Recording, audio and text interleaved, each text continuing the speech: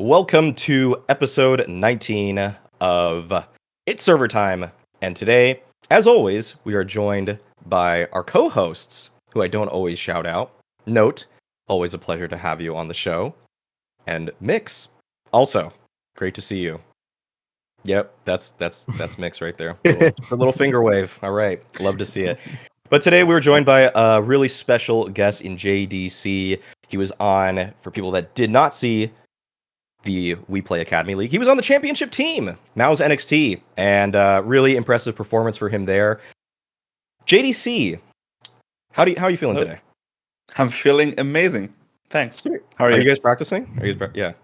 We took a little break actually after playing in Ukraine, just to like reset mentally and calm down from the win and prepare for the next tournaments.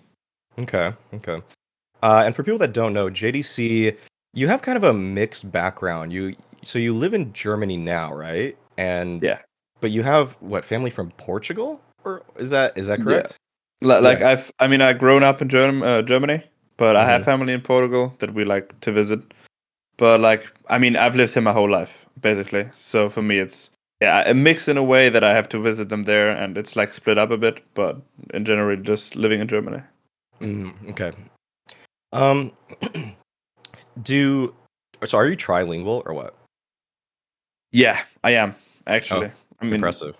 It depends. Like, I mean, I struggle finding words in Portuguese sometimes, but I understand it fluently. So trilingual. So JDC to Furia. Okay, that's just what we're. I was just reading Lucas's interview with you earlier. That was the first thought that hit my head too. New potential option. Okay, well, he's a German Cold Zero, didn't you know?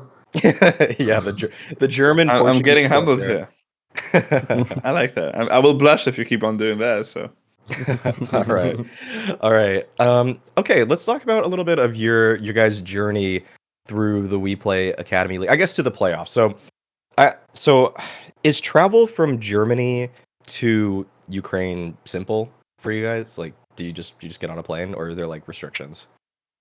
It was pretty simple. Like, I'm vaccinated fully, so for me it was even easier. We had no trouble at all. We just jumped on the plane. We had to like switch planes once, but weren't you guys in boot camp though? Yeah, we met in Hamburg for the boot camp in the mouz facility before, so we can fly all together. I think it's easier. I think it's better as well, like building the chemistry and then just traveling together in general. We didn't want to meet up just in place for the finals and then just go into it, so we planned the boot camp right before the LAN, and it was pretty nice. Yeah, it was. Okay, that brings me to my first kind of like real question about Mouz and what they're providing you guys. Since you guys are the Academy roster, I did kind of briefly ask, I think it might have been you on a post-game interview, about what is Mouz giving you guys, and they're already giving you guys kind of the facilities to work in that boot camp. What about throughout the season? Are they giving you guys any feedback beyond that? I mean, they've been supporting us amazingly with everything like they can give, I'd say. I don't know if there is certain feedback. I mean, obviously you get some kind of feedback from the CEO and co, just congratulating on the win, for example, or talking how the games are going and seeing if everything is fine. Pretty specific. I can't go into detail there, but in general, they're just providing us with amazing stuff and caring about us a lot. So I would say they are caring about us as much as on the main team. I don't know if that's true, but they've been showing the same interest. At least it feels like that for us. So it's been going great. Oh, that's pretty cool. Do you guys scrim the main roster a lot? Not a lot. I mean, we scrimmed them a couple of times because it's always have been good practices against them. It was very nice, but it's not like a priority to just scrim against them. Okay.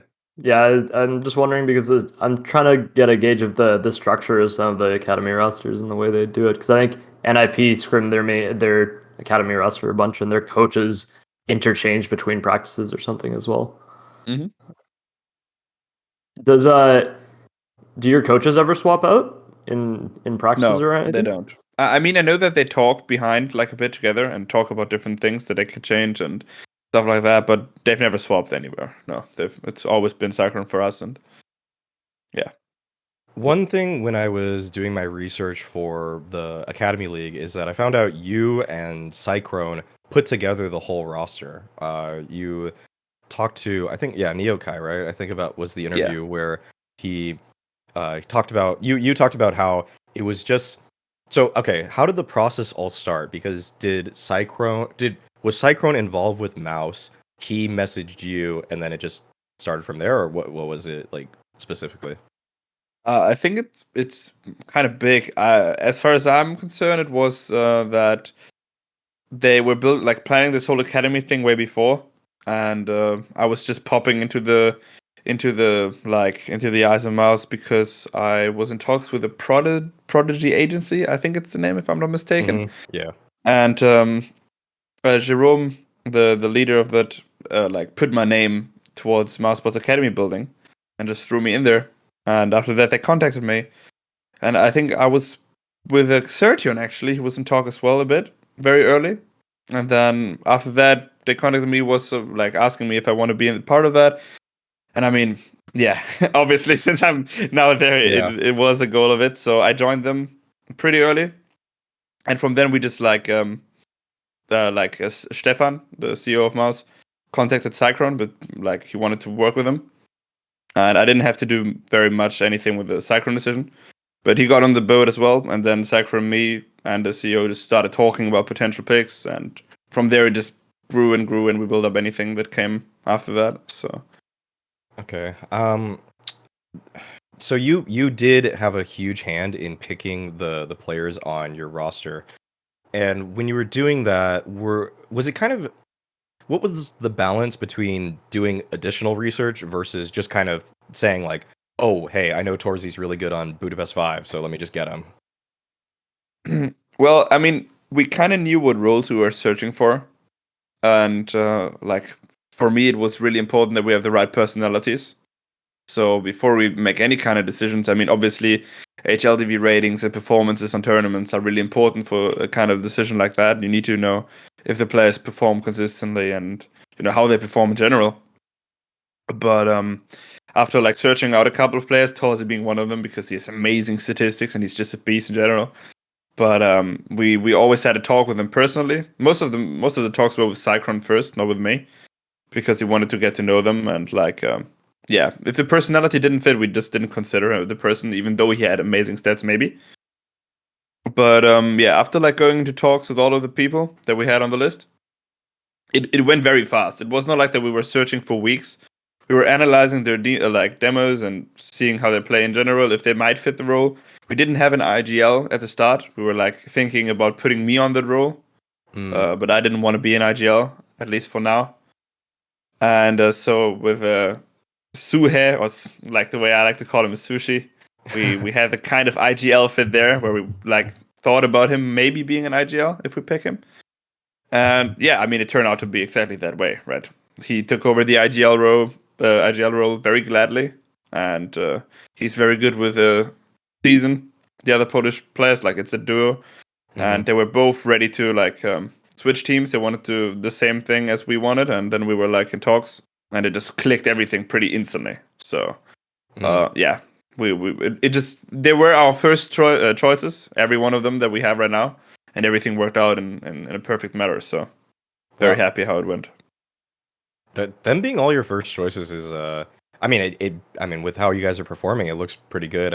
But that is a little surprising. You didn't, as in kind of you guys, was there kind of an age thing because I'm sure there's better players out there, but everybody here kind of fit that 18 to 21 sort of range, I would say. I mean, it's we obviously wanted a lot of talent and everything in the team. I mean, the theory about picking better players that are kind of older is obviously a secure way to go. But I think we have, in those players especially, we have so much potential and growth potential that it might just be the right way. As well as I'm concerned is that you need a certain age limit for the WePlay Academy League to participate in it. So you can only have one guy above 21. That's me in that case. Yeah. So we wanted to play that league because it was really important, and we need to fill around with the ages on that specific type. And like I said, those people had the perfect age as well as the perfect personalities. And they're just incredible players altogether, and they have insane potential. We saw that instantly watching their gameplay against different teams, so we wanted to have them. And yeah, What kind of coach would you say Sycrone is? Like game to game, is he doing anti-strat work, helping you guys with fundamentals? What's his input? that's a really good question. I would say he's a really dedicated man, a really dedicated guy. Sure, he anti-strats. Yeah, I mean, it's part of the industry. You need to prepare for your enemies. But he's a very positive man. I would say he's a positive coach you can rely on. He's there. He has your back in a way. He does an amazing job in preparing for the enemies. I think because of him, we have a lot of good preparation and feel comfortable playing our game. He works a lot with the IGL, obviously, and together, and they do like stuff that I don't know about it beforehand, but they're doing it amazingly well. And yeah, I would say in general, if I had to describe his personality or him as a coach, I would go ahead saying that he is a positive, dedicated coach, pretty much. And Okay. he's very good at preparing and analyzing stuff. Do you think that him working out gives him better shoulder rubs? Yeah, I definitely think that. Like, he has an amazing, strong hand, you know? I mean, sometimes I'm scared that he rips off my head, but other than that, like, yeah, definitely. I had to ask just because he like tweeted out like, "Hey, are there any good gyms nearby?" Like, so, uh-huh. He's truly dedicated with the gym, yeah. Yeah. Um, it seemed like it to ask that kind of question publicly. Okay, let's get a little bit more into, I guess, the WePlay Academy League itself and some of the players and teams in it. I want to Yeah. know from your perspective, a few of the names that, because a lot of people, frankly, didn't see, everything that happened in the group stage or the playoffs. Who were some players that, when you played against them, you really felt their impact, and or like people that you could see making the jump to tier 1 sooner than later? In general, the whole league or just the finals? Either. So group stage Okay. or finals. Like, who are the best players against you? Yeah, I mean, the obvious pick, I would consider it is mouisnake, right? Okay. He's an absolute beast. He's very annoying to play against. He finds a lot of openings on the teaser with his AWP. Very strong player. Yeah, I think ZDR as well, very good player. Doing the IGL role and performing pretty good as well. Is just showing that he's a good player in general and capable of many good things. If I would go as well, I think who surprised me besides mouisnake? Regali played very good. In the group stage especially. He was annoying to play against, but it was more like a consistency of being annoying, like not those flicky, insane mouisnake moments, if I can say it like that. Just he's doing his job and he's there and he does it consistently good, but it's not that you like will rip your hair off because you get annoyed by it, right? It's more like, all right, he's there, he does his job, but yeah, I would go with those three people: ZDR, Regali, mouisnake, probably. I mean, I can't pick people off my team, right? Because I don't play against them. I mean, everybody did play well. If I had to pick somebody on your team, other than you, because I highlighted you before, I would probably say for people that I think kind of people sort of knew forZe. I think Budapest 5 just participated in a couple more like tier 2, tier 3 things, so I saw them more. I even casted a couple things by them at some point last year. I'd say Exertion was somebody who I didn't really know anything about. By halfway through the group stage, I was like, okay, this guy is doing a lot of work in terms of just reading situations very well when he's making aggressive plays that is not costing him his life more than, like, it wasn't just mindless running forward at all. Like, that's something that's always refreshing, where it's like, okay, he's actually like kind of probably a sound cue went his way, or he kind of read a nade and he's like, and he either pre-aim something perfectly so that he can get the entry, or it's just like he doesn't force the issue every single time, and that's yeah. So I'd probably go with him for. I mean, yeah, that's probably, he's easily my surprise pick for your roster. Yeah, definitely. I mean, he is the youngest of all of us, and he was the most gamble pick, if I can say it that way, regarding his no experience whatsoever, nearly no experience.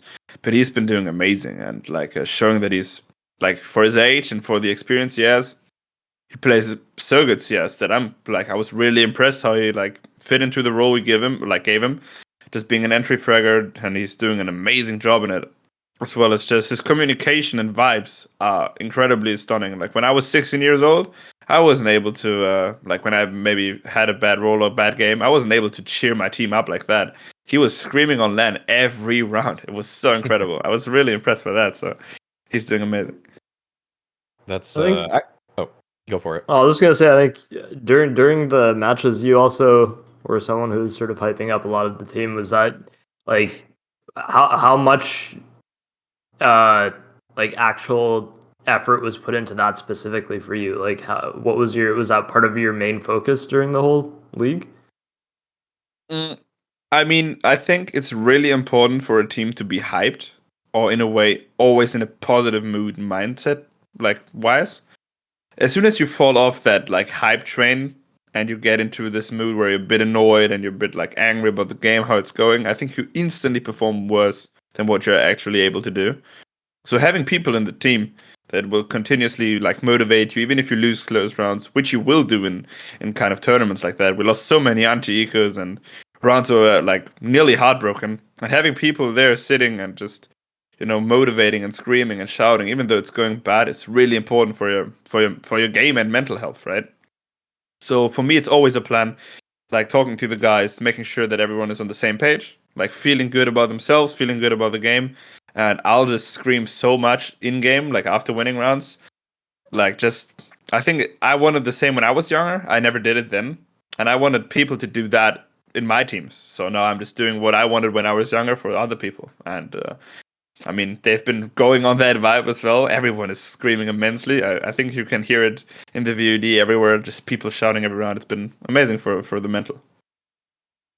It's definitely also, I think, necessary in situations like that have pressure, such as in the playoffs of the WePlay Academy League, where it felt like a bigger event than it kind of was. Like it was a glorified studio, but damn, did it look good. And so it felt, I'm sure it felt like almost an arena event in terms, obviously no crowd sounds, but I could feel like the way that teams were playing.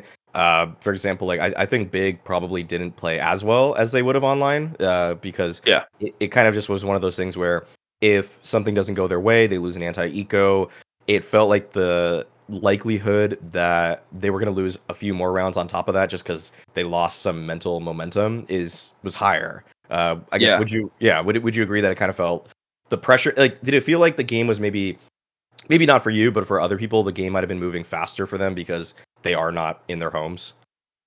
I think so, yeah. I mean, I wouldn't say I was nervous, but I was really excited as well. And I mean, it even got to me a bit, it was just being back on LAN as well since a really long time. For some people, the first time on LAN at all is probably an amazing step in their career, but it will like get to you emotionally, and you will get nervous and you will shake, and it will affect your gameplay. I think you can't deny that. When you start off and you will have that kind of pressure, you will probably lose a bit of focus in game just because there are so many different things around you that is completely new. So yeah, I would agree with the fact that Big didn't play as good as they would have online because it is a LAN environment and they got a bit nervous. I mean, you can see the heart rate going up to 140, 150 on some players, which is really high if we are honest, right? And I mean, it's a good thing, but yeah, nothing to worry about. Only you can learn from that. So. Okay, I'd want to open this up to everybody, especially Pronogo, if Pronogo's around, who I didn't shout out in the beginning, I realized, but he's the guy that's been pushing the buttons and producing for us. With the WePlay stuff, I feel like the highlights that anybody would have caught would have been kind of the AR, stuff like that. Did you guys notice anything else you enjoyed about that production? Because, I mean, I felt like it went crazy, but yeah, what'd you guys see? I liked the returns of the deaths sort of facing each other for the players. That's honestly one of my favorite setups at LAN, and I'm glad that we're seeing it more. I know Flashpoint tried it before we went online, and it was also looking really good. I just hope we keep seeing more of that because I hate players. Obviously, with COVID, there's like other reasons behind it, but I hate players being like different rooms or like facing the crowd at an angle or something and not really being able to to get up and sort of yell at each other. That's half the fun of it. So Sure. Yeah, I think that's actually a really good point because when people were yelling at each other or like looking at them across the room. That was actually like that led to some good kind of like camera moments where people would just like signal at them or I don't know, they would just yell at the other team and stuff. So that was all good. That's the essence of LAN for me, man. Like the whole being able to not just big up your own team, but in a way, sort of trash talk in a whatever. Some people think it's unsportsmanlike, but that to me is the whole appeal of a LAN event is that you can get into somebody's head, and if they're not strong enough, I mean, it's the whole reason why people sometimes crumble even without that on a LAN stage. In my opinion, is they don't have the know-how or the experience to fall back on and still keep cool. So yeah, for me, I was really appreciative of that. As far as the production goes, I was just also pretty happy with like the AR coaches that they came in during some of the timeouts. I thought some of the other stuff that they did where they would have these random bits of like, there was that Harry riding a giant cock, an overpass, if you guys remember that one. Like stuff like that is just, there's things that they throw in and they don't, at least in the cases that I saw, it wasn't in the middle of a super important moment in the game where they were trying to like, keep the focus. It's not like the stuff that I'll call out ESL for this one where they keep saying like, here's the grand finals of this event. Now surf and chill between maps 1 and 2. I know I already said that last episode, but it's so annoying. Like in this case, they seem to use it tastefully. And I just thought it was like a nice little, that's going to make a clip that's going to go on the front page of the subreddit and then get shared on Twitter and like draw more eyeballs into the scene, specifically for these academy teams. Like that stuff is actually more important than probably some people think because it looks very silly in the moment. But I think it was great. Yeah. Definitely. I mean, 100% have to agree. For a little bit of how that kind of went about, WePlay kind of just asked us to take like a bunch of pictures of ourselves, like in different ways and stuff. And just, I think we kind of knew that they were going to do maybe some AR stuff. Like we didn't know exactly what they were going to do with it. But then kind of like a couple days in, we start seeing these things pop up. And it's just like, wow, that's something that I don't think I've seen the AR coaches or talent before on a CSGO event. Definitely seen like, I think PGL was probably the first where they brought up those graphics where it would be like, here's some stats above some player or something. That was always cool. But then this just goes another step further that it actually is putting talent in the game. Yeah. It's so hilarious, actually. It makes only Valve could do that. Yeah. True. But if Valve just could hire one more person on the game. I mean, Dota gets like voice lines from their casters in their wheels and whatnot. Don't see why we can't get it. It would be. It doesn't seem true. like it should be as hard. Like, oh, dude, if you could do radio commands and it's caster lines, oh my god, that'd be just. Dude, imagine winning like a 1v4 and then you just have Anders go, "Are you kidding me?" Someone just spamming it in chat. I want to That be would be able to fun. be in the middle of a clutch and do the radio command where Sadicus says, "It's the Big Apple and I'm hungry." There you go. There's an idea for free. Use that one. Also, I know obviously it's been talked to death, but I did really like the heart rate monitors. That was a really cool addition to the broadcast. It's something I'd like honestly want to see at every LAN from now on, just because it was Super a really cool, yeah. interesting addition that it obviously in a just as you watch the match, it doesn't add anything specific, but then you see situations like I think the Inferno Grand Final that you guys were playing, JDC. There's I think it was like 10, 11, or there's some deep score line on Inferno, and you guys stacked top mid with USPs, and Young I Ninjas remember tried to that. come up and go into top mid. And if you just watch their heart rates as they all get double dinked by USPs, it goes from like 90 or 100 to like 120. Yeah. it's just fun to see stuff like that. That's just like it's happening obviously, but like seeing it actually jump up is just a fun addition to me. Yeah, it is. I mean, it doesn't bother the players at all to have that on their arm, so it's pretty nice having it. Just as well for us watching it in the after in the VOD, just seeing how we are feeling while playing. I mean, you will obviously not know what your heart rate is playing the game, but when you come back from like the stage and your manager says like, for example, you had a heart rate of 140, and you're like, what? Really? I had, and I'm like, oh, okay. Dude, you were Interesting. cold. Yours didn't go above like 80 or 90 the whole time. Your whole all of your team was 110, 120. Yeah, I was pretty cold, but I didn't feel cold at all. I was like so hyped and on like 8 Red Bulls maybe. I was on a lot of energy drinks, so I was like, damn. I think you would watch Zipnix play, and he would do a clutch, and his heart rate would just go down, whereas everybody else is going up. It's like, wait, what the fuck? He's going 60 beats per minute? What the... It's comfort zone. Exactly. Yeah. One of the It'd be three it'd be fun comfort. if you got a coach one too. If you got a coach heart rate. Oh yeah. You see someone. No, see that their should team. be higher than the players at all times. Yeah. They miss one smoke and he's just 140 instantly. Like fuck. True. I'll do one last thing about the WePlay. But sorry, I'm just gonna say, like, if you look at my heart rate during any time, if I know what the other team's doing, right, it's something we discussed.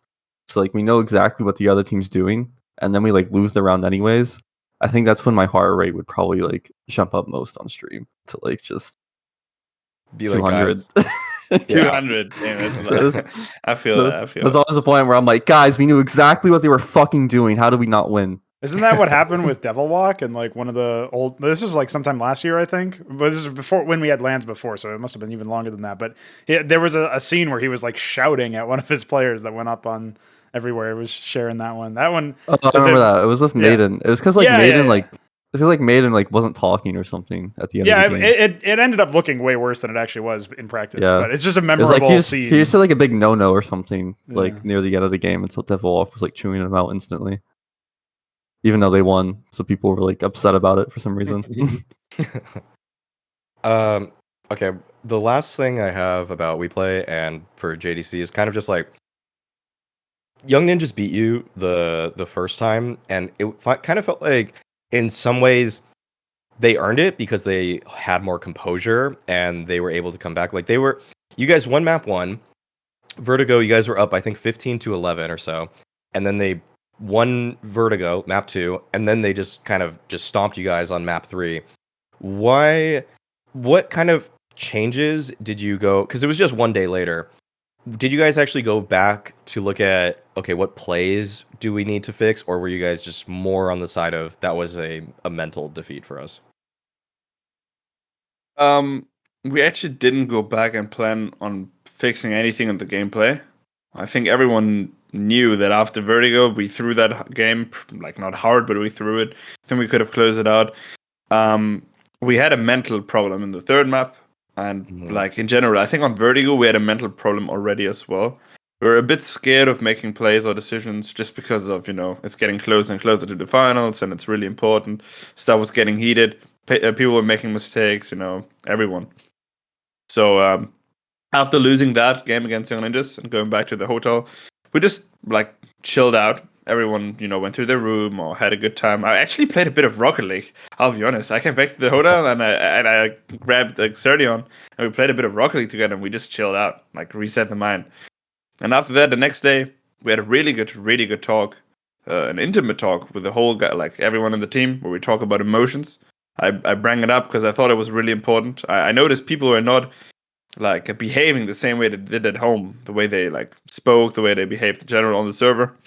So I just like threw it in the room. I was like, guys, what's the problem? What's up? Let's talk about it. Embrace the emotions you feel. So we had a really good talk on that. And after that talk, we played the final. It was we had the talk after the second map loss against Fnatic Rising, where we went outside and we had a 10-minute talk that was really in depth. And then after that, people just changed completely. Like it felt like there's no pressure anymore. The people got really relieved. It felt like home, literally like home. I can't describe it otherwise. And we started like, getting more in the comms in a positive way. You heard it in the voices. People are really comfortable now and in the zone, and it changed everything from there. So after that, we won the mental game in a way, and we're ready for Young Ninjas in the final. And we just felt differently from the day before, I would say. Yeah, you guys. I mean, grand final. You guys just kind of made that not that interesting. You guys just smashed them. Like map 1. I mean, just completely decimated them. I guess map 2 was pretty close. Yeah, I mean, map 2 and 3 had points where they were close, but really when the games were closing out, you guys were far enough ahead that it kind of felt like there's so little potential for you to choke here because you guys got your choke out of the way. Like that's Exactly. Yeah. Yeah. Okay. I mean, map 1 was the hardest one, I'd say, to get over because we got smacked on it the day before a Mirage, and there was the mental burden to overcome. And after we did that in an astounding fashion, because everyone just stepped up hugely. It was like, we were very comfortable in the other maps after that. Mm-hmm. Okay. One more thing quickly, sort of tied into both of these. That I also really like the fact that there was comms that were played from teams, just at various points throughout the broadcast. I'm wondering how that, I guess, not affected you, but like what your general thoughts were there, especially because you were, I think, the only team that was actually speaking in English, especially at the finals, at least. So everybody else, I guess, has a bit of an advantage in that sense. Well, I mean, it's really nice to have that. I think it's amazing for the viewers as well as just, it brings a different vibe to watching the tournament when you get like those insights. As long as nothing gets leaked, that is really important. It being strats in the like freeze time, you can't really put it on in the freeze time because you will talk about different things you want to do in the round, and it might leak something, which happened once to us, I think, in the group stage.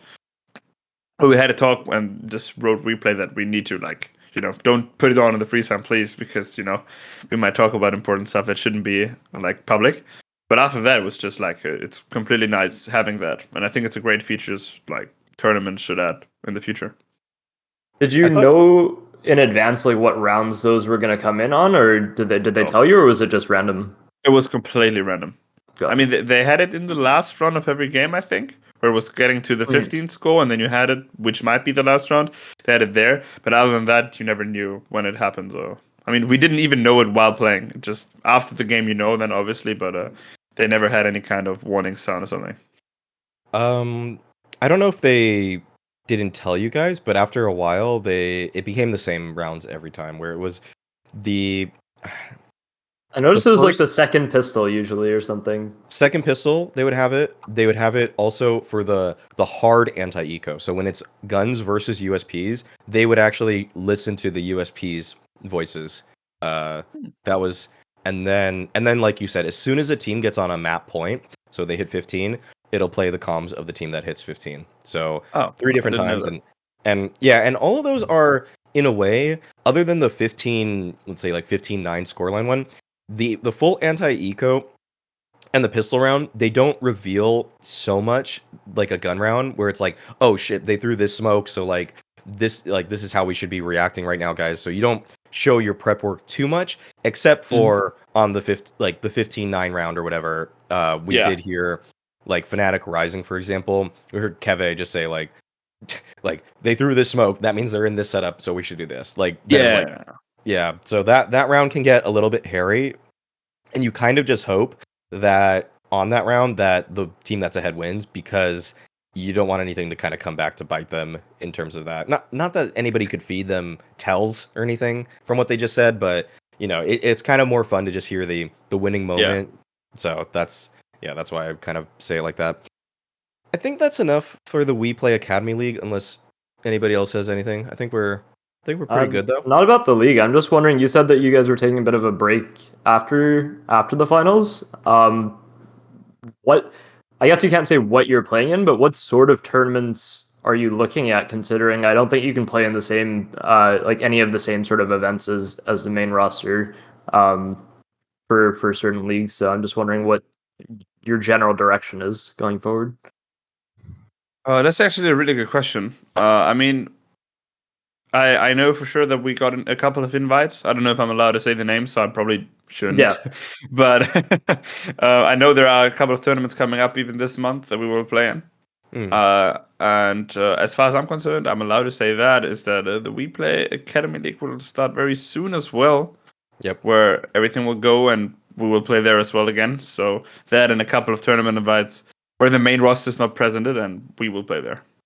Yeah, it hasn't been announced yet, so I won't say specifics, but WePlay is looking to renew this whole concept for multiple seasons. So sweet. I didn't know it'd run that soon. Yeah. That's really sick. I'm not going to spoil an announcement though. Yeah, of course. Yeah, I mean, I don't have any specifics as well, so. Yeah. Okay. All right. So let's talk about what our listeners probably actually watch. A little bit of Pro League. So let's get into. I think the thing is about Pro League that Note has been watching a lot of it. I think Mix has caught a little bit of it, but because JDC and I were both covering the WePlay Academy League, we didn't see as much. So we're gonna actually take this more with like a speculative approach, where we're gonna look at some of the playoff draws here, and we'll talk about kind of our feelings with them. So let's just start going in the round of 12 here. We got forZe versus Ence. I did watch actually a Flit demo, because I've kind of been saying that this guy might be one of the best riflers on Mirage, period. And I think that Ence has been like kind of on the uptick a little bit, but I think that forZe have been just kind of like working in this tier 2 scene so hard, and I'm not gonna say like that. I think their new roster additions are like blowing me away in Kenzie and Zorte. I think Zorte is pretty good.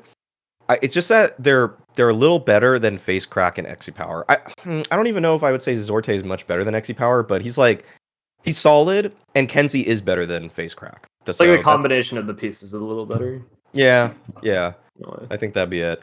Okay, if you guys had it, let's just do it. Let's just do the predictions hardcore. Okay, so JDC, who do you think is winning that? forZe versus Ence. forZe against Ence. Actually, Ence surprised me recently with good performances. But I would say forZe wins at 2-1. Okay. Nick, I think what's your take? Mix go. This is a pretty even match. It's like could easily go either way. Yeah. I think I'll favor Ence a little bit, just because forZe hasn't really impressed me like as much as like they haven't had like as high as peaks. I feel like lately as like Ence maybe had, kind of like spanning over the last few months. And I kind of feel Ence has just kind of impressed me their level generally more than forZe. I'm not really too sure about like forZe's group at EPL, like in terms of like the strengths of it, between Cole having a stand-in, VP not looking too impressive, and then obviously G2 just playing like dog shit. So, yeah, considering I think Ence played in a much more difficult group and just generally has impressed me more lately, I'll say Ence. Okay, no. Yeah, I also think Ence takes it. Probably 2-1. I can see a possibility of a 2-0, but I think it's probably a 3-map series. But I think during the group stage, they actually looked surprisingly good. Like I expected them to come in and be a contender to make playoffs, but they actually looked very much in form, and like they'd actually been working pretty well during the lead up to it. So especially after the one concern for me is that they'd get eliminated in the Nordic qualifier for Blast. Yeah. By I think Oplano or OO Nation or whatever, 0-0 Nation they call them now. Yeah. But or no, I mean, that was Fnatic actually. I think they got eliminated by another team. But anyway, they that is a bit concerning, but I hope that's just them taking it as like practice leading up to the playoffs of this. But I think they take the series in the end. Yeah, I'll go with Ence 2-1, and I think forZe wins Mirage, because I think they should beat just about everybody on Mirage nowadays. And then I think that's I think that what's going to be worth watching in that is the Flit POV. This guy just seriously, I don't, he's just finds such level of consistency as a rifler on Mirage that, and he's in a pretty good role on CT side. Like he gets to do whatever he feels like any given round, I think.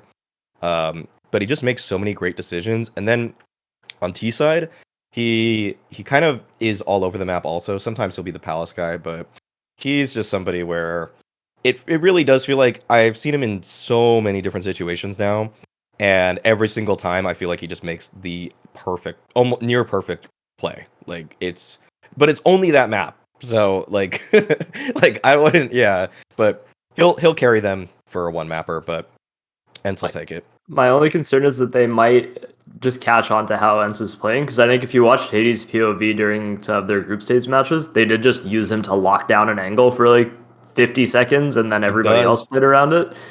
So if they start getting countered in some sense, then it's possible that forZe also going to take it. But I'm the only guy that went with forZe, right?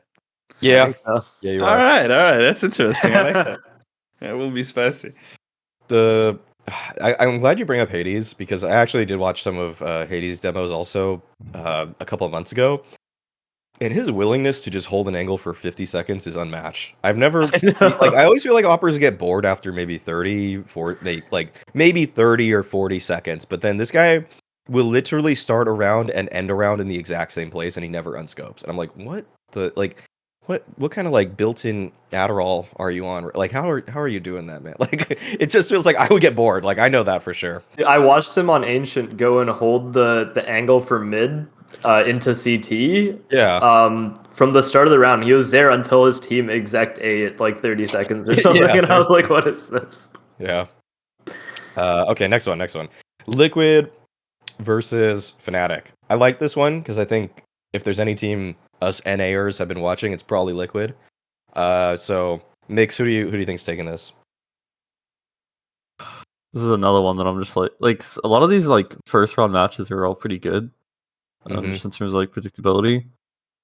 I'm gonna go Liquid. Just they've been around longer. I think they're hitting like a pretty good stride at the moment. They look pretty good coming into this event and how they've been playing. Aside from like the Furia match, but even though Furia is playing with a coach, that's like kind of a tricky match to play regardless.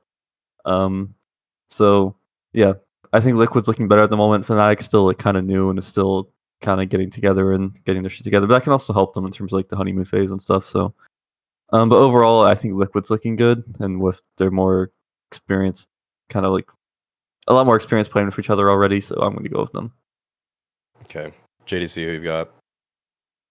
I mean, yeah, I will go with Liquid here as well. I don't think the Fnatic is quite there yet with the like Alex and Mezi coming up. I mean, it's been a while now, but like I think Liquid has been way longer together, like Mix said, and I mean, yeah, I will go confidently with Liquid on that. Note, are you predicting the upset? No, I think Liquid take it. I know that Fnatic have been practicing for quite a while. Like they started probably the earliest out of these top teams. From what I know, like they started like first or second week of August. But Liquid's also been boot camping since like the 20th or something in Europe. So I think also with the way Fallen's form has been looking at this event, he actually looks like he's being a lot more aggressive and back to a little bit of his old style. I think Adren even said in a post game that he's just letting Fallen do whatever he wants with the up. So I think Liquid take it. Fnatic could take them close, possibly take a map, but I think Liquid are just looking too good right now individually to lose. Yeah. Yeah, I'm not gonna make things too interesting here, and I'm also gonna predict Liquid. I think I will 100% echo your sentiments about Fallen, because I think I would say on the CT side now, like you're saying, he just his plays in the micro are so much sharper than they were 6 months ago. It's like I don't know if he needs to like buy a house, so he needs some more money or something. Like I don't know what's motivating him here right now, but I think that Fallen is somehow like getting a second wind on his career, and I think it kind of starts right here with Pro League, because his on T sides I feel like Yeah, he's looks a lot more comfortable. Looks a yeah, lot he's more like because like the thing about Fallen, right? And what I've been waiting for like this era is like if Liquid is just gonna keep rolling with like Stewie calling and then Fallen just playing this like almost like passive op or like just not really doing much, missing a lot of shots. Like I was like, this lineup's never gonna fucking work. It's never gonna be good enough.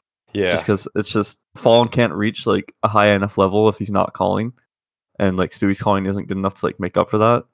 So like committing now to like Fallen, I think they have like more committed like Fallen calling now, right? And so with Is him it? calling, I'm I don't pretty know sure. who's it's Fallen calling. Yeah, Fallen's been yeah. calling since the end of the player break, basically. Okay.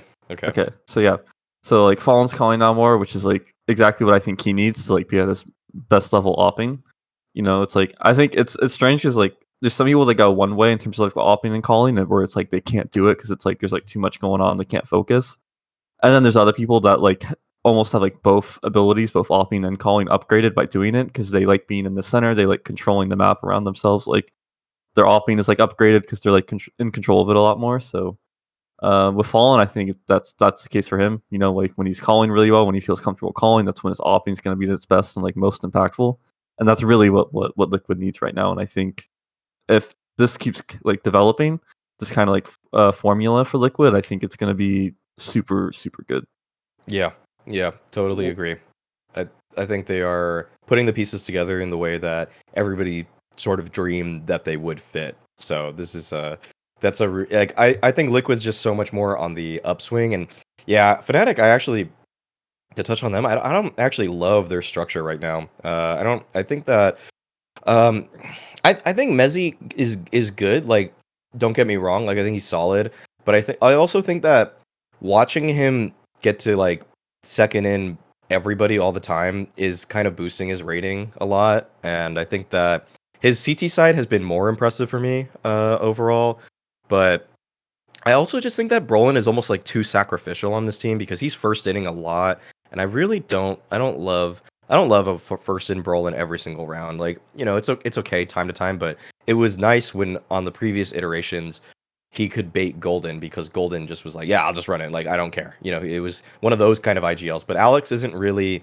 He's not always like. Sometimes he'll run in early for Brolin, but it's more often than not. Like, I see Brolin as the hard entry, and for Brolin to put up the highest rating of anybody on Fnatic while being first in is also just like, dude, this kid needs to get unlocked in a different way for me. I'm kind of curious like how their structure is panning out at the moment, because one thing I know about Alex is that he is gonna like work like the structure that they have now is like an ever changing thing, right? It's like Alex is always figuring out what he needs to like get people more comfortable, or like just in general what he needs to do to improve it. So he doesn't really have like a set way of calling or anything. Mhm. So that's something that I think would hope doesn't last forever. Just he'll change it like if it needs to change, if it's not working enough. Because it's like Mezzy can easily like just go first in, or Alex can do it, or it doesn't always have to be Brolin. That's maybe just what's easiest at the moment, just kind of like how things have kind of fallen into place. Yeah. Concerning like maybe Brolin just thinks it'd be like the easiest at the moment if he's just going in first for like Mezzy and stuff, but it'll kind of change around based off of that. Because obviously Alex is kind of coming to like a different situation where he's with three guys that have, well, two of them have been playing together for a few years at the moment, and then Jacquino's already been there as well. So he's coming in with like three people that like were already playing together with structure and stuff, compared to like C9 where he was building up everything from like the very beginning. So that can kind of like play into it as well. But with Mezzy, it's like it kind of surprised me hearing that. I haven't watched him too much, but like because Mezzy's definitely someone that can go first in and still like perform super well. Like Mezzy, like the beauty of Mezzy is that he can literally do any single type of role and just like doesn't care. Like he just does it. He does what he needs to do.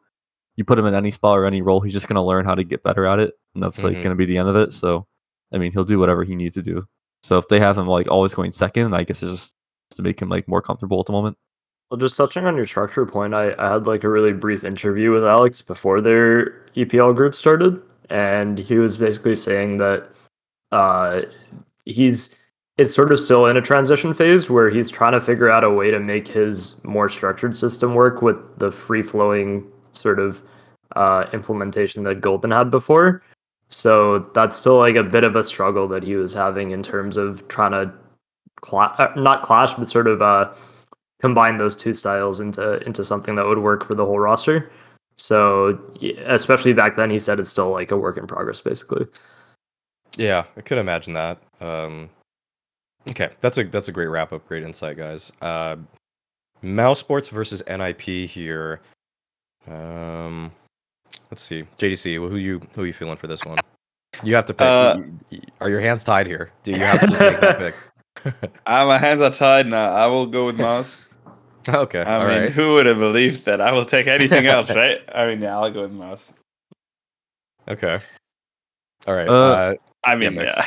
yeah. Yeah. Okay. I'll probably say mouse as well. I don't know. NIP just doesn't really look that good with LNC. It's weird because it's like I think LNC is better than ZTR was, but overall they just looked a lot worse. They looked really bad in that group a lot of the time, to be honest. And then they beat Gambit, but also that match didn't matter at all to Gambit. So not like Gambit wasn't trying, but like naturally you're just not like it's just not going to be the same. So yeah, I just think Mouz overall impresses me more at the moment. They haven't like they've had like some like kind of like poor placings, but like even like Cologne for example, like I think that match for Liquid was like super close, and this like Liquid's a good team. So overall I think Mouse looks better, and I think we'll win it pretty easily. I don't like it might go 3 maps, but I don't think they'll ever be in danger of like actually losing it. Okay. Yeah. Yeah, I'd have to agree with that. I think it's gonna be Mouz who take this. NIP just didn't really impress me much in their group. Like the matches they played weren't specifically standout. They kind of got owned by Liquid, and then Yep. there was Gambit who had nothing to play for, and then the FIRA one was the one that was most concerning because, like, yes, Gary played really well, and they like in general the Caserado was nuts in their group as well, but the fact that NIP couldn't beat that team when they Yeah. had to fill in last second with their coach is just concerning as a whole to me, and I think mousesports' form looked a lot better coming into NIP it. just like even like when I solely like look at the results, it doesn't look that bad. But it's Yeah. just I don't know, just based on like when I watch them and just kind of like what the results seem to consistently be, it's like I'm just not buying like like they're not passing the eye test for me at the moment. Just in terms of I don't think they can be like super elite team, you know? I have like literally been on this train since last year when I wrapped up how I was like NIP are just the team I watch to see the other team's demo, basically. Like Yeah. that's still in a way like so frequently the case. I And think it hasn't they really changed, yeah. no, no, like their initiatives are so like they're just so kind of simple a lot of the time in rounds, and they're just still very reactive. Like I forgot who said it. It's just very Swedish, you know. It's just like they want to react a lot of the time. They want to just play a free flowing style, but there's a little bit more to their early rounds than there used to be, which maybe is because of what Device brought them or showed them. He's like, guys, we probably need to take initiative a little more often than what we have been doing. So Yeah. That's what like, Alex will be yeah. good for a Fnatic, because Alex like sometimes you just need to do like random shit and just change it up. I don't know, Yeah. like NIP has Hampus, and you know he does that kind of stuff sometimes. Yeah. But it's like on like say like on C9 and like with like Alex calling, it's like we were playing Entropic, so Forrester is on Entropic, right? And so on Mhm. Overpass, what Forrester always does every single round is like he'll just walk out Monster on like a random timing, just Yeah. fight the barrel guy. And so one time we were scrimming them on C9, and like he just kept doing that to Floppy, just like walking out Monster and killing him. And then so like we were gonna play them in a match, and Alex was just like, well, if he's gonna do that, then just buy a fucking off and just peek him and kill him. Like Yeah. he's like he doesn't care. It's like Floppy's like the barrel player on Overpass. He's like, well, if it's gonna work, then just buy it off, like, you know. And it's like that's like a really simple thing, but it kind of shows that like, you know, he's willing to do just like whatever shit that will work, like that can get an Yeah. opening. You know, like he's not like super set in terms of like what your options are. Like if you think something's gonna work and you want to do it, then you know, as long as you explain it and then you explain like where you're going off of it, then you know you can always do it. Right. Just a little bit of creativity can go a Yeah. long way. Thinking out the box. Okay, let's. I think this one is, to me, it's the Yeah. most clear cut actually. Complexity, vitality. Yeah. To round things out. This is. I'll just go. Like this is vitality all day. This Every is a single day. 2-0. Yeah, this is a dominant 2-0 for me. I just don't see how Complexity's group, like, I'm glad you brought it up earlier, Note. Like, Group B was like the group of bad for sure. Like you Yeah. had G2 who were asleep at the wheel in their games. You had Sinners who, I mean, despite making some of these games competitive, they just kind of fell short a lot, very frequently. And then Virtus Pro, it sounds like this team has inner turmoil or something. So Complexity just got lucky, the perfect storm of everything going wrong for other teams, and somehow this just working out in their favor. So I think they were like, they're very happy that they even made it out of their groups, whereas Vitality are probably pretty upset that they even lost that heroic game. So Mhm. like they Listen, had shout out yeah. about Group B though. Shout out Thorn's boy Oscar, 1.05 rating, plus 17 for the group. Not bad, not bad. For 1 Not and bad for the 4. old man. Yeah, Yeah, Yeah. for 1 and 4 that's solid. that's pretty solid. Does I'm anybody impressed. does anybody have like a dissenting opinion though on Group B or on this matchup? No. I was just gonna say, Reddit tells me that Group A was the group of bad because Bad News Bears was in it, and like That's just you one know, team. That's I just know. literally- It's just ridiculous See, that it's like it's every all, group had teams that went 0-5, yet they're the Yeah. only ones who got shit on when they have no opportunity to practice in Europe Yeah, of and course. no I'd sponsorship. say listen, It's I'd just say kind of I'd also absurd. say like Team One had much more opportunity to win a match than Oh than yeah, Bad News Bears absolutely, did. Team one. absolutely. Having, yeah, because they had Furia playing with their coach in Oh their yeah. group. Yeah, And they've whereas, been like- practicing there for like the last and 3 Furia is weeks. or literally like something. another Brazilian team. It's like they know Furia. You know what I mean? Yeah. it's a Playing the coach. domestic matchup, even overseas. Yeah. Whereas like Bad News Bears is playing like their easiest match was Team Spirit or Astralis. I know, You that's it's so like- hard. It's just it's like, you're not gonna win there if you're not ready for EUCS, really.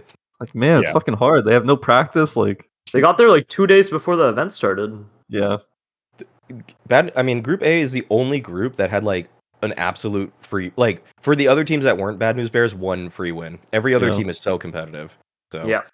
yeah. Vitality 2-0 there. Okay. Maybe we could just jump ahead. Who do you guys think is gonna win it all? That's the last prediction on EPL. It's gotta be Navi. You going It just Navi? has to Okay. be. I'll still I say like Navi Navi. as well. Although, listen, one thing I do want to say is that whoever wins out of Liquid and Fnatic is gonna 2-0 Heroic.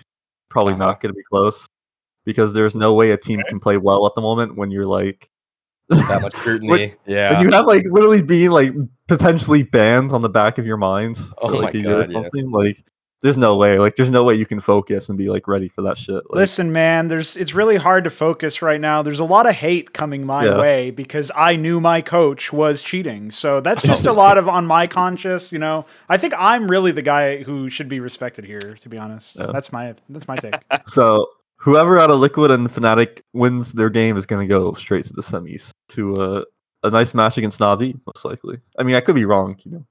Maybe Ence actually beats Navi and then Heroic just wins it. Okay, let's put the Patreon questions on hold for 1 second because we've already brought it up. You know, like this whole Hunden thing. We'll get it. Like, this is the news portion where we're just like, dude, come on, man. Like, there's just So funny. Dude, I have not really paid like a lot of attention to it. Like, you know, I haven't read like every article because I'm just like, there's like something new every day. And I'm just like, dude, I don't fucking care. Like, shut up. Like, Yeah. I'm just get like, this every guy day out. it's something new, and it's like ESIC. I'm like, listen, whoever cheated and gets banned for it, whatever. But it's like, at this case, it's like there's something new like every day. Like, Hunden's like pointing another finger at someone, and it's just like, oh my god. Well, you like, see what he did was he realized how often NIP were in the news with like one article after another about how Cristiano Ronaldo just joined their team. And like, that's really amazing. Every single day there's a new article about this. So Hunden thought, oh, well, I can do that. And then except he dude, at this point, I don't think anyone even remembers what NIP did. yeah, yeah. probably not. NIP, what happened with them? There's Server, what? There's just two. Yeah, the Anonymous thing is like long gone at this Yeah. point. Yeah. that was like 5 years ago. Dude, it actually Yeah. feels like 2 years ago already. No joke. It's Hunden ridiculous. has just made everybody like live in the moment every single day because you're right. There's completely new information constantly. Like it, I love and hate that he decides that instead of just kind of taking the punishment on the chin, he wants to just one up himself constantly and then burn the bridge at the end of all of it. You know, like let's put it to the point where, okay, so he was willing to cheat for his team. Okay, so that's one thing. And then he, like, already thinking about that, Astralis and Heroic were in a way kind of complacent. Like, they were okay with that. They were complicit on his actions. And then, like, if that's not enough, you kind of think, if you're Hunden, if I'm kind of, like, thinking about that, I'm like, oh, wait, I cheated. They knew I cheated, and they were okay with it. So maybe, like, people are, like, in a way in this gray moral area where it's okay, it's kind of okay because I got away with it or because I served my punishment. But then instead of just living with that, he decides to call out other people that cheated with him. Because now at this point, there's where there was before maybe like an iffy situation where it's like, you know, maybe I could hire Hunden because if he's cheating, it's to help me win. Now it's like, wait, he's going to take me down with him. I'm never like, there's no world now. Like you could even work with this guy. Like if you had questionable moral standing before, he just painted the picture so clearly for you that if you do work with me, I will cheat and I will take you down. So like, how could anybody look at this and I mean, be okay with the it? other thing is that he didn't even call them out initially. He only called them out when he found out he was being banned by ESIC Yeah, for another yeah. 2 years. Like, he waited up until the last minute, and then he tried to get ahead of the news story from ESIC. Like, the second they informed him that he was going to be banned, he started coming out with these interviews on tv2.dk or whatever. And it's It was like ugh. surely if you have this information, A, you'll provide it to ESIC. B, you're not going to go out and publicly lie that they aren't contacting you, and then in your same statement say that they have contacted you. Like, it's just so absurd. Like, it's literally back to back. He's like, they have not contacted me, but they told me this, and it's like, so which one is it? Like, It's so bad how like he got like kind of like caught for it, because it's like I'm sure like the thing he sent to Astralis is probably just like a general article that just like talks a lot about like their like protocols and like how they react to certain things, or like how they like their philosophy on like anti-stratting, or like how they like build their like it's probably just like a layout of all that shit, right? Just all kinds of different types of shit that kind of just show like the type of coach that he is. Motherfucker, my camera's not. There we go. Whatever. Well, Camera not working. That's never a problem Hunden's had. Yeah. So so like with Hunden, and now I'm like losing my train of thought. But what was I on about? that he got caught. I think Okay. you were saying that he basically was probably putting together a general article instead of Okay, something yeah, highly yeah, specific. okay. I got like so sidetracked by my fucking camera because it's been doing that all day. But so yeah, he's probably just putting together like a general thing for like Astralis to kind of show like the type of coach he is, all that shit. It seems like the way that he did it was like specifically detailing certain things in like heroic, or like it was made like sort of with the players, and that's like what he sent them. So it was like a general theme like about their team internally. When it's like this literally wouldn't been like as much of a problem if he just made like the entire same article and just like kind of like made it himself. It's like his own philosophy, if that makes sense. This is just like these are just Yeah. things that like I think about the game, like how I like to do things. It doesn't necessarily how I do it in my teams at the moment. It's just like like an ideal version of his coaching and his style, like in his team. It's like this is like what I would do. This is like this and this is how I would anti-strat. Like, and if he did it like that way, it probably would have been like totally fine. If he's like making like his own content for it, or whatever. But it seems like the way he did it, like using like stuff specifically about how heroic is doing things, and like with the different players, Mhm. ultimately got him like fucked, because that is like sharing like Isak even intimate team said- knowledge. Yeah. The commissioner even said in the HLTV confirmed that if this were about other teams, this would be fine. Actually, like he kind of said if you tell one team about anti-strats for what you'd know about another team that isn't your own team, it's actually kind of fair game to share information like that, because that's just homework you did like about somebody else. So the fact that I was thinking at first, like, because like remember that like people at Thirst thought he just got like banned for like sharing anti-strats that he did with another team. And I was like, yeah.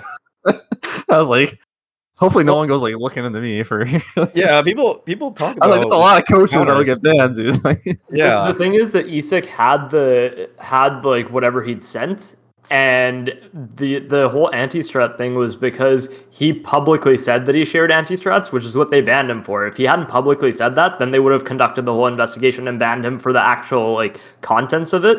But because he had basically publicly admitted to sharing information, then they banned him for that, plus finished their investigation. So like it was a combination of the two. That's why the whole anti-strat thing was a topic for such a long time. But also on top of that, one of the big problems is that they were playing in the same event. It's not even that he just shared heroics anti-strats; they were both playing in Cologne. Yeah. So like that's because also most a of the major time when issue. like coaches like share something with someone just to like get like feedback, like usually like if you share anything, that shit's like at least like 6 months old at like the least. Like that's like it usually be stuff that's like a year old or like around there, if anything shared. But like at the at the least, it's gonna be with like a dead lineup, like a team that like doesn't exist anymore, so it doesn't really matter. Yeah, that And, wouldn't implicate you as badly. Yeah, and it's gonna be for like some like event that was like 6 months back or something. Like it's just the example would just be to show like how you do it maybe, and like give like an example. It's not gonna be the information itself isn't gonna be like useful. Mm-hmm. Okay. Hunden bad. Yeah, Maybe bad. heroic players bad, but that is yet to be seen. Okay. Heroic. Let's get to the Hunden is Patreon back, question. baby. let's get to the Patreon questions here, because we still have somehow, some way, a few dedicated patrons, and we are appreciative of their donations. And be sure to give. Maybe I'm thinking this will be there's like a good chance this will be more consistent. The show.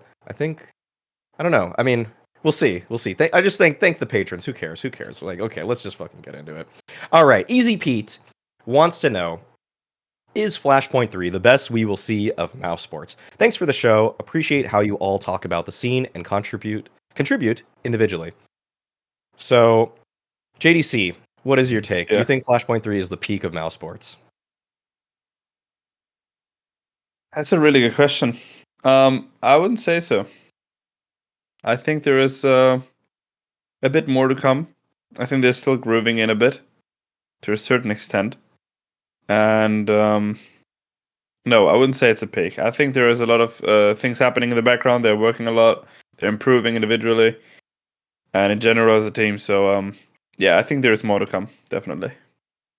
I will say flat out that mousesports won't have a peak like Flashpoint 3 until they drastically change what's going on with Acor, because I think that he is by far the weakest link on that team, and I think that he needs to either reinvent some of the ways that he finds initiative in rounds, or they might just flat out need to replace him if it doesn't get better soon, because his performances have been so forgettable for the after Flashpoint 3 that, and like you just want to forget them. Like it sometimes feels like he takes 1 or 2 shots in a round and dies. Like the best operators in the world will get off 6 good shot, maybe 5. Nope. We've Yeah, had Alex drop. He died instantly after saying that. Yeah. Acor came here knocking at his door and he kicked his.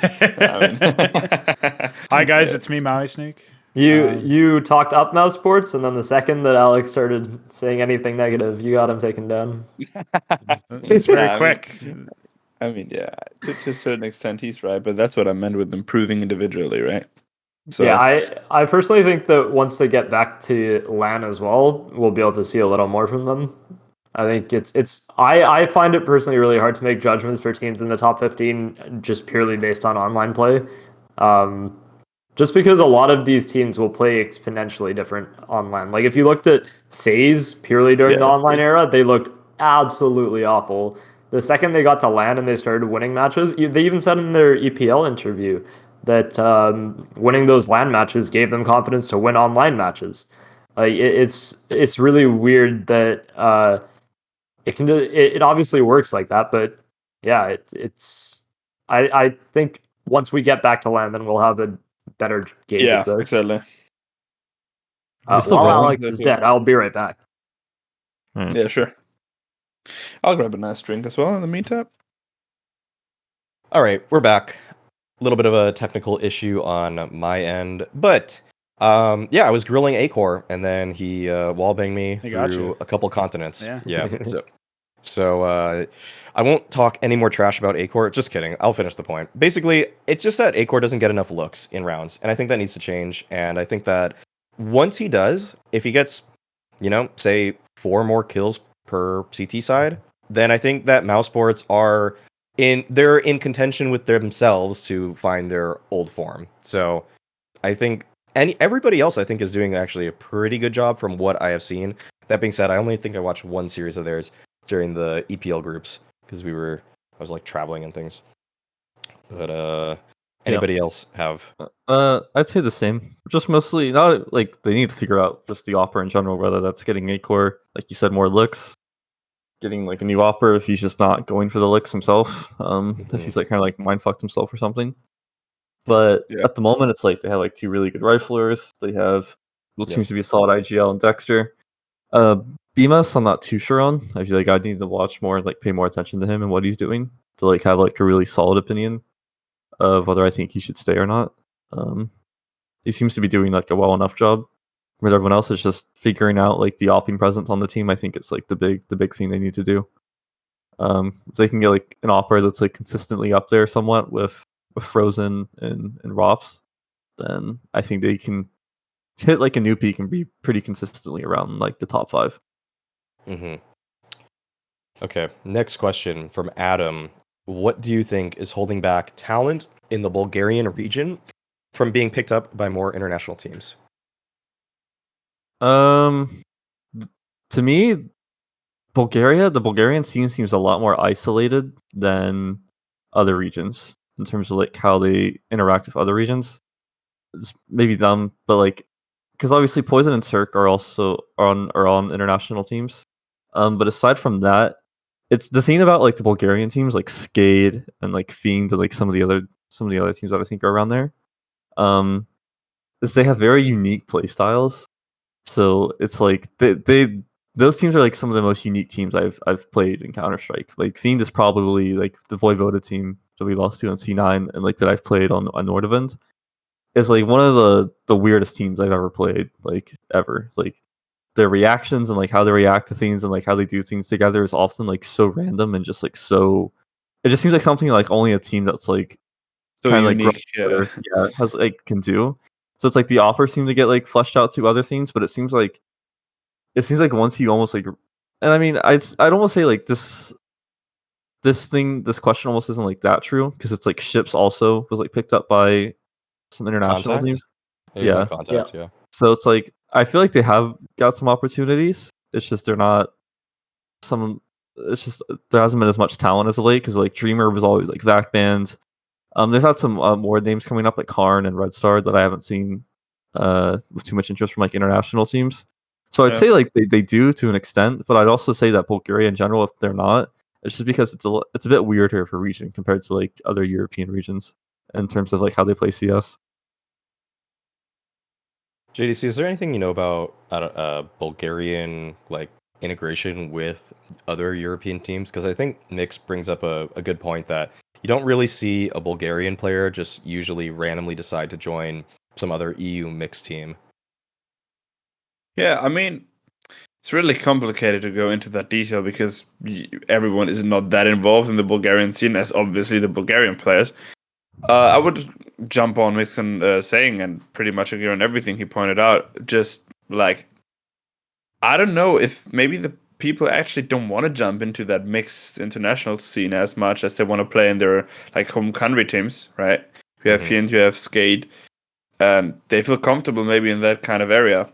And maybe it's not only partly the teams not picking them, maybe it's as well the opposite side of them, maybe just wanting to play in a CS where they're comfortable at and not jumping into this mixed international gameplay, right? I mean, Han played in Blue Jays, if I'm not mistaken. Mm-hmm.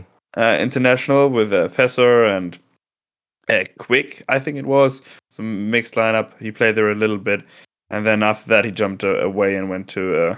He's playing in Fien right now, right? Yeah, I'm pretty sure. Yeah, so I don't know. But it seemed that didn't work out quite as well. So maybe it's a mixed up thing of point of views from both sides. Okay. Next question from Fursock, who has been a very committed patron, is how do you get over slumps of form in officials when you feel like you're performing well in other areas of play, like pugs and scrims? I'll just open this up with JDC. How do you get over any slumps? I truly don't believe in the way of having a slump only in officials and performing well in other areas. I think that doesn't exist. I think that if you have that in your head, it is only in your head because Yeah, just I was gonna looking at it. say. I was just Yeah. gonna say it seems like a mental thing. Where Yeah, I don't know. I think the Agreed. biggest thing in terms of like this thing is that like you seem to be a lot nicer to yourself in terms of like how you're playing in officials.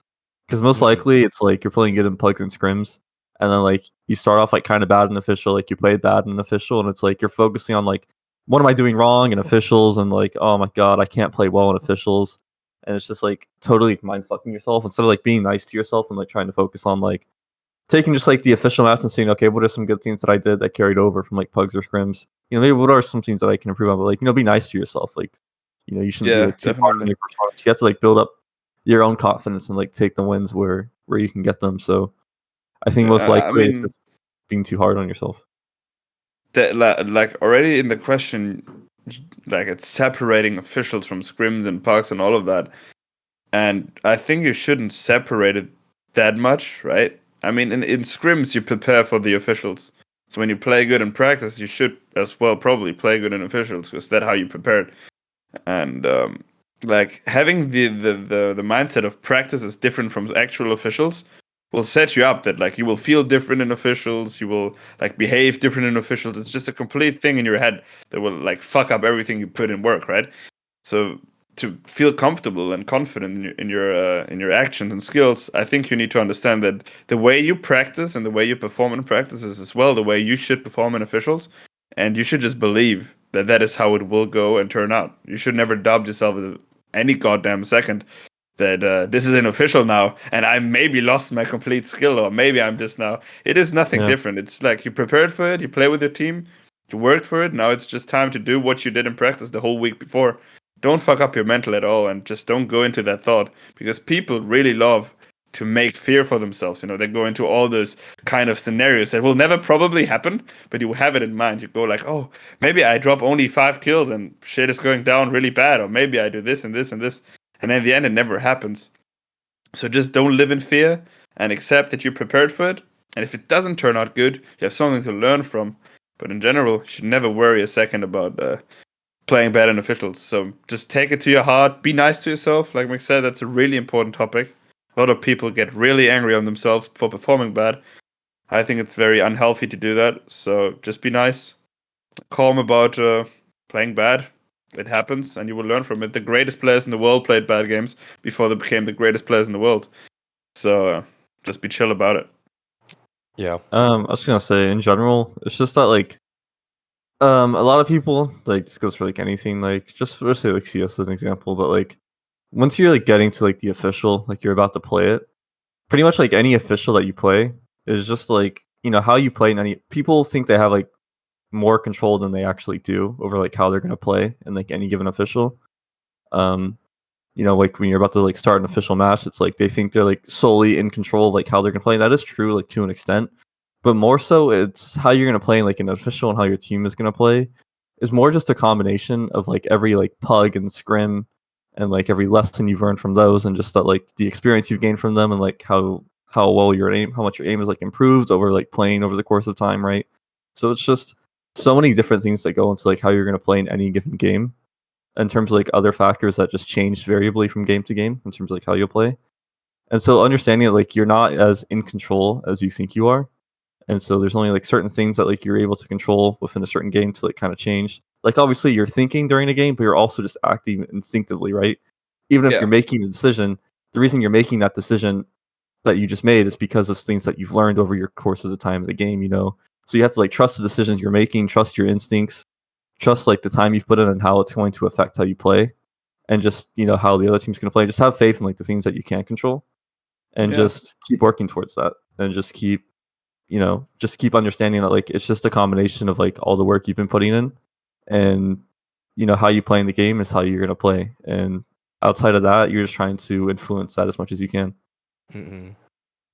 I think one last thing I would add to all of it is just don't change up your out of game routine for official days if you're doing well in practice or pugs. You know, just I think that just is like sleep schedule or caffeine consumption or eating or something like always to the extent that I can, like the extent you can, you should have like the same routine for like pretty much everything.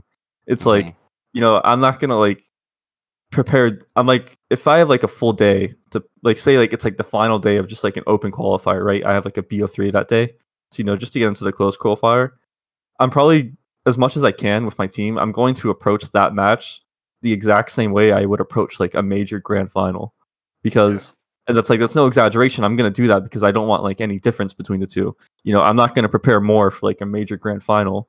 I'm gonna do like what I need to do for both matches, because if I do like, if I'm trying to do more for like a major grand final, that's just going to change like the mentality.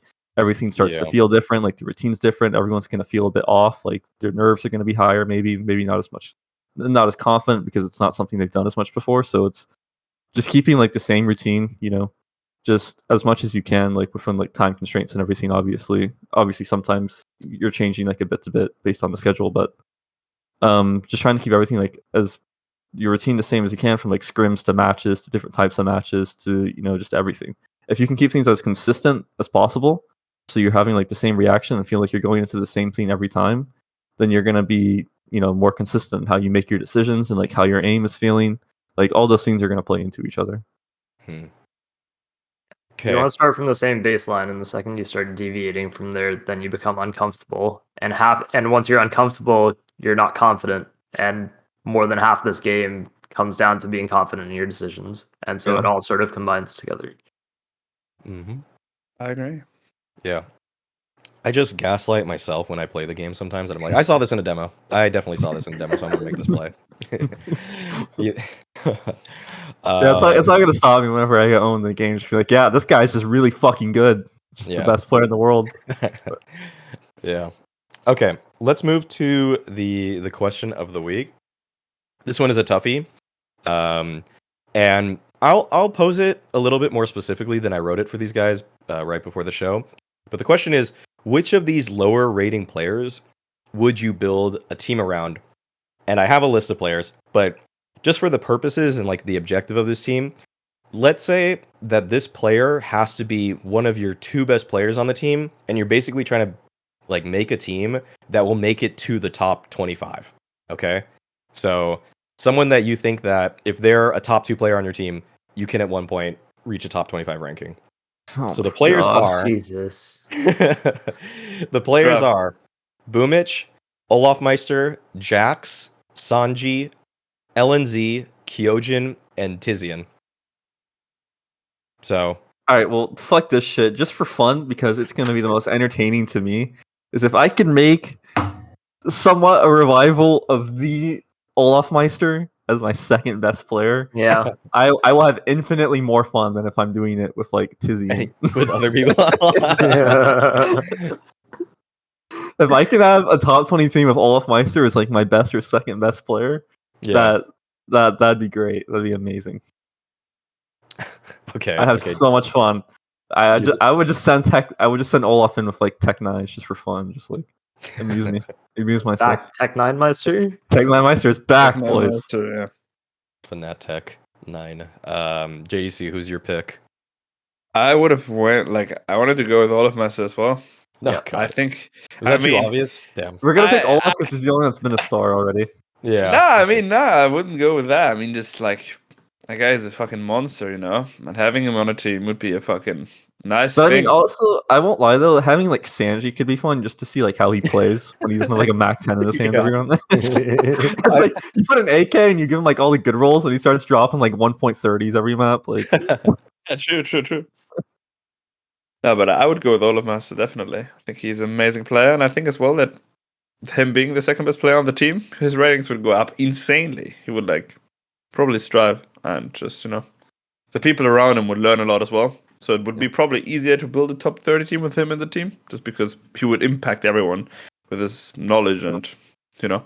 So because I'm assuming in this scenario that like Olaf A is going to be down to like for like a project that's like trying to get into the top 20 where he's going to make one of the best players. And also that like he's like motivated, so it's like yeah, exactly. So assuming that he's motivated, I probably would pick Olaf. But Sanji, I think would be a lot of fun too. Yeah, I was actually leaning towards Sanji because of actually a similar point to what you made, that it would just be like, wow, Sanji as a star is something that nobody's seen for the last 4 years. So like, It's also just like it'd be an interesting thought experiment, right? Yeah. Just for like me to see what happens. Because it's like Sanji is like the ultimate like role player almost, where he's like literally buying like shit weapons and playing shit spots a lot of the time. Yeah, exactly. And it's like I want to see what actually happens if like you take that player and you put him in like all the good spots. You know what I mean? Yeah. It's and like, can that guy like actually like elevate his gameplay to like a decent level, or is that like just like a myth that people just like make up? Yeah. I another thing is I kind of am taking from, I thought I saw some rumor or headline or something about Sanji and VP kind of having there's some turmoil in that camp. So it would be fun. Yeah. It'd be fun. It'd be a lot of fun. Or do you know what it is, Note? Like, what was the? It was something like they're expecting to take Sanji out of the lineup after the major or something, and I don't know if this is true or not. I haven't like looked into it at all, but apparently like their new GM who came in like a few weeks ago made the decision, and it may have not been the team's decision. I don't know if that's true. I have nothing to verify that, but that's apparently what is being said. Yeah, it bears noting that the guy who was tweeting about this was Overdrive, and he has gotten a few things wrong in the past. So yes, yeah, exactly. Keep that. That's true. He's only a couple of pegs above Danish leaks CSGO. This is why I'm making like numerous disclaimers that I do not have confidence in this information. Your journalistic integrity is at stake here. So Those were all completely necessary. Yeah, I think that a fired up Sanji would be like fun to see. Like he's bloodthirsty. He's just like, oh, you take me out of VP? Like I'm gonna show you guys that like that was a mistake, something like that.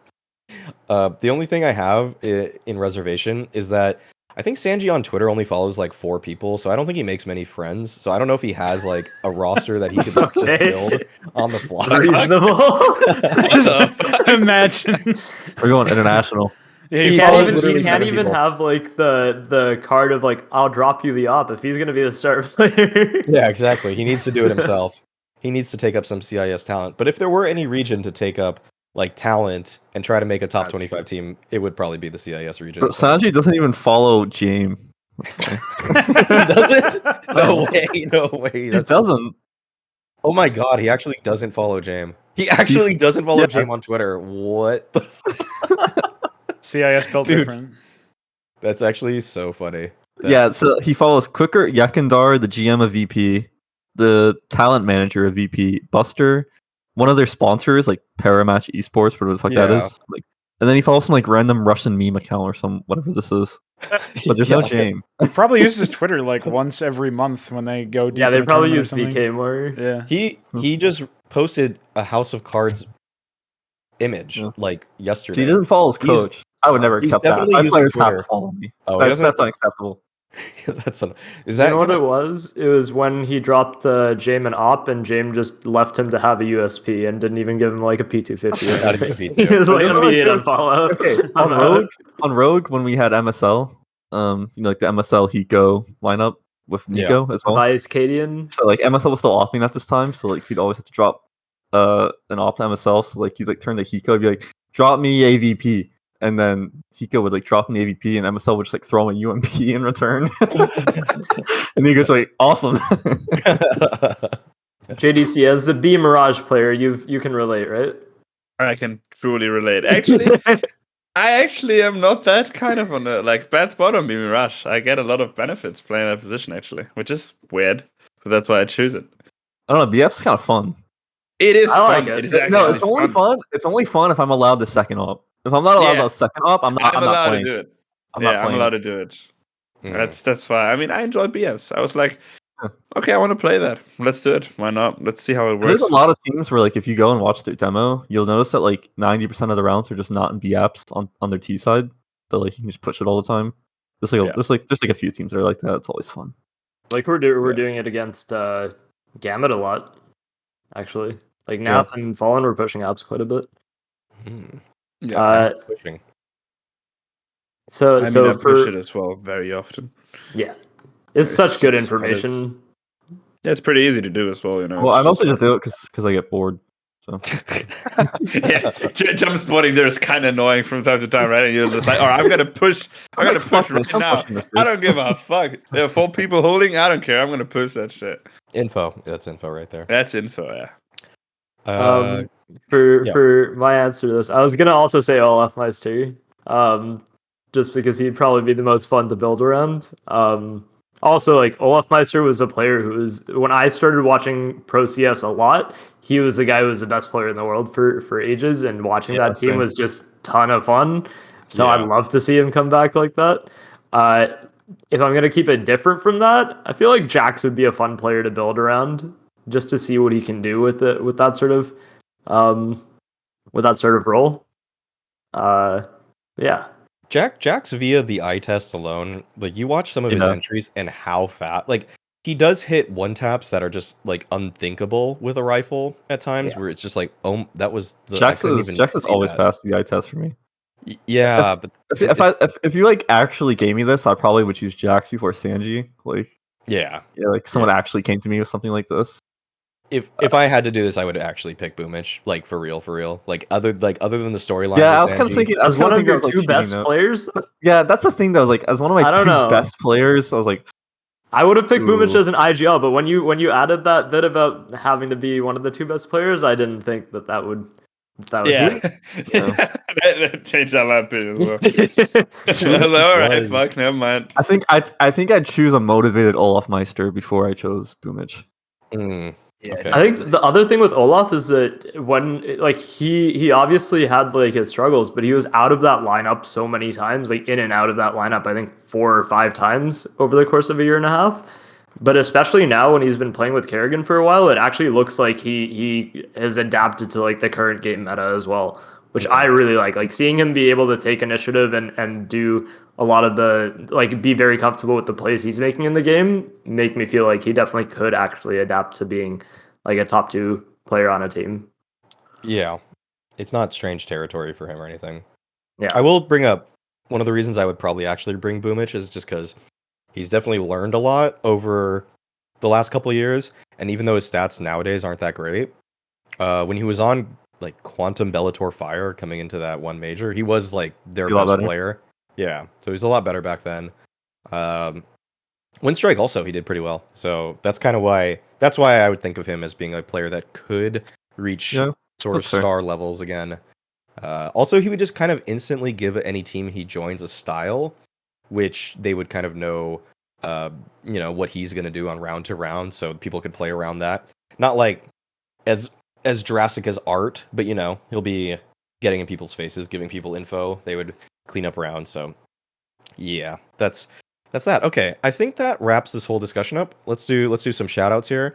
I have a question before you move Go for past. You mentioned the golden thing earlier. I want to know what team you want to plug him into. You said you had a team in mind. Oh yeah, that's right. That was one more piece of news that we didn't mention. That Golden he wants to be on the server again, and I think as soon as I scroll through the top 30, the immediate team I saw that I would want Golden on is FPX. Actually, I think Interesting. Yeah, I think FPX just has fallen off. I just don't. Yeah, I just don't see Emmy as like I don't know, as like a long-term viable player.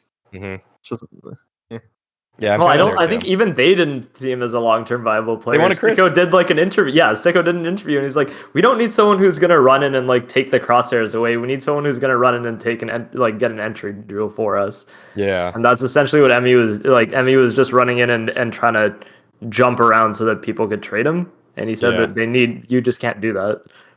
See, Golden has bad stats sometimes, but also sometimes Golden looks like he's like his mechanics don't match like what his ratings are a lot of the time. Yeah, it's weird.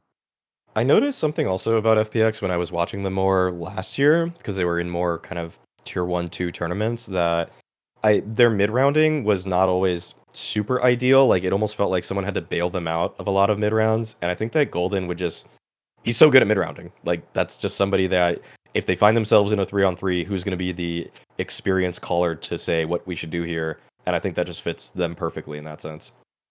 So that's kind of out of nowhere, but good catch. Note, I did say that I wanted to talk about Golden before this started. All right, let's do shout outs and wrap this up. Let's go with Pernogo first, the producer here, the guy keeping this thing afloat when he is around. What have you got? What have I got for shoutouts? DreamHack North American closed qualifiers have been announced. The talent has not. See you there. Oh. Okay. All right. That's my shoutout. We could hear some of your casts. Sweet. Nice. Maybe wink. Yeah. That's unconfirmed. HLTV. Yeah. JDC, what's your shout out? That's always a tough one, right? I don't know. I'm not good at shout-outing anything.